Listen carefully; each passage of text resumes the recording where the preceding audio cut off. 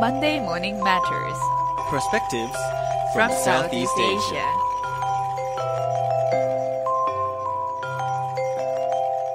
Hi, this is Arlene at Durenasen and you are at Monday Morning Matters with Dato Lawrence Low, founder of MyPerintis. So, first question today on the importance of youth development. What exactly is MyPerintis? Why it focuses a lot on developing the younger generation today? Good morning. MyPerintis is formed on the basis of two very important core value that we are looking at. So definitely the first that we see, which is very important, is knowledge acquiring. So I always share with the same example that youths are actually very easily affected. It's easy to make them, angry, sad. You just need 5 to 10 minutes. But the issue is always that the substance or even the understanding of certain topic and subject is very limited. So I think that is not what that I should focus on in terms of empowerment.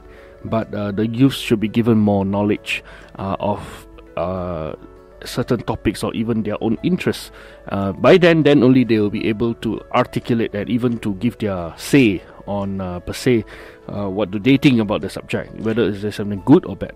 At least in the Malaysian context, do you think there's a lack of platforms for younger generation to address the kind of issues that they are facing? Yes, definitely. There's not only on the platform that is available, and because maybe in terms of the government itself also has limited channels for youths to gain information, which I think is something that should be improved. Because as the technology grows very quickly with the power of social media, so the news that they get is pretty much faster on Facebook, on Twitter, which is may not be verified or even may not be motivated in a certain direction. So therefore, I think the platform is not sufficient, and of course, government should play a more active role in giving more accurate information. When it comes to the kind of information that younger generation receive on social media especially, like you mentioned just now, a lot of the information are either biased to a certain party, has certain agenda, or it might not have the accurate facts that it's supposed to be. But at the same time, do you think the younger generation today lack the kind of thinking skill or critical skill that is needed to sort of observe and looking at the bigger picture and what's happening surrounding their environment? Well, I think generally people, not only youths, generally people like bad news or even like things that are sensationalized rather than looking into boring facts and figures, graphs and charts. So that is human nature. But in terms of critical thinking, I believe youths generally with this exposure of education and technology, I think they are much better, especially in the urban areas. But it's just that we need to feed them with the right figures, with the right facts, with the things that they are ongoing, for them to decide whether it's just right or wrong. So I think in terms of youths being able to think, I think they are pretty fine. But I think it's just one thing that youths being apathy is something very concerning, because I think it's more to whether are they willing to understand or whether are they willing to go and find out, rather than whether do they want to even think about it. That's true. So let's focus on MyPerintis, and you have been organizing quite a number of events. So what are the events that you have had in the past, and what was the main outcome? I started off with the first conference, with the first talk on GST for the youths. So as usual, in 2014, GST has been greatly debated, not only by politicians but also by corporate figures, even by businesses and SMEs. But I realized that there's no similar outreach that is done by the government or specifically the customs to the youths that are equally paying GST as well. They are also concerned that if they buy their school textbook, do they need to actually pay GST? So from there, I launched first GST and the youths talk in Kuala Lumpur, and we garnered about 700 attendance. So people are actually really concerned about this. Yes, they are equally concerned. Everybody is concerned, but it's just that people may not outreach to them yet, and I think it's very crucial. So from there, we went on with other programs. We had the first youth conference last year speaking about moderation, and then we had Tun Dr. Mahathir to speak about Vision 2020. We are in the final 5 years of in achieving high income developed nation, and Tun Badawi came and spoke about youth challenges.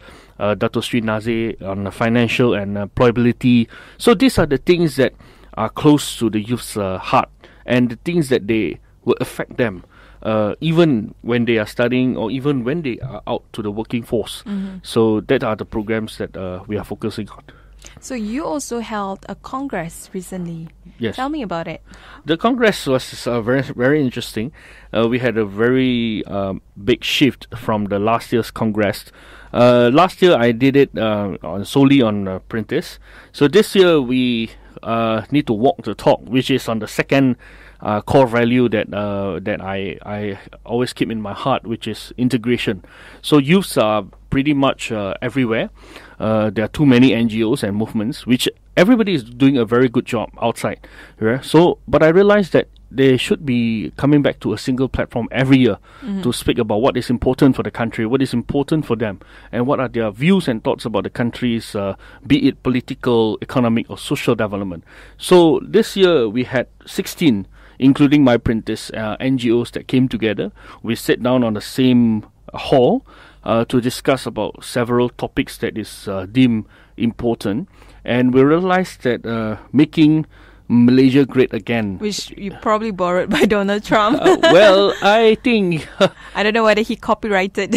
Well, if you want to go through to this, the history of this making America great again is way back. But I believe that Malaysia is great. Malaysia is generally great, and is, but it's just that we need to be greater. We need to move forward. We need to. We have seen challenges for the past 2 years, and we may have been a bit stagnant in a few of our development. So we need to move together. Do you think, in general, the younger generation perception about Malaysia is negative?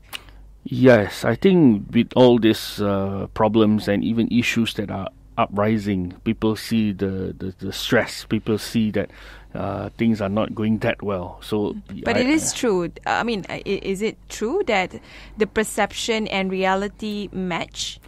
Well, I think not necessarily everything. Not necessarily everything, but I have to agree that there are certain challenges when our ringgit dropped, but recently a little bit, it grew a little, spike up a little bit, but definitely there is some common areas where, yes, people are feeling the heat now. In relation with the Congress, you also came up with a couple of policy outcomes, I suppose? Or at least findings of what the younger generation is thinking. Yes, in this Congress, we initially had this plan to also see what the NGOs, the movements that are with us, what can we do for the next 1 year. So that is why all of us had agreed that we will make Malaysia great together. So so for the next 1 year, all of us will be running programs at a different capacity. So, for example, Nation Building School will be still continuing to focus on their vision and mission.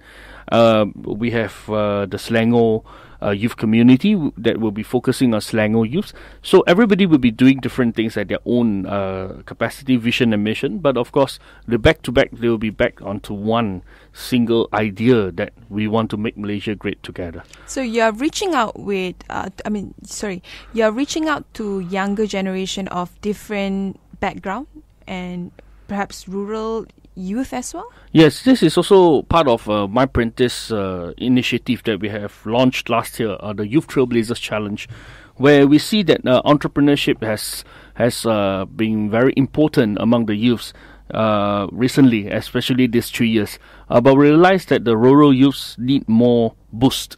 They need more help compared to the urban or even the university students.